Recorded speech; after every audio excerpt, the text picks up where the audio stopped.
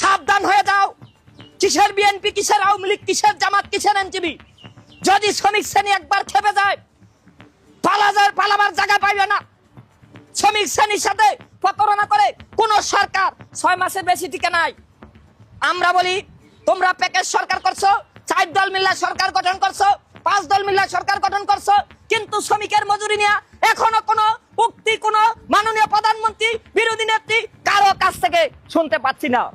বিরোধী দলের নেতাকে না 70টা আসন পাইছে সেই জামাত এনসিপি, তারও কোনো কথা বলে নাই।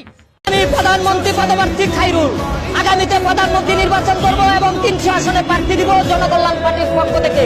যতদিন পর্যন্ত ভোটাধিকার এবং গণতন্ত্র প্রতিষ্ঠা না হবে, তবে ভোটাধিকার মানে এই সরকারকে পতন নয়। এই সরকার বলেছে আগামী 1.5 বছর।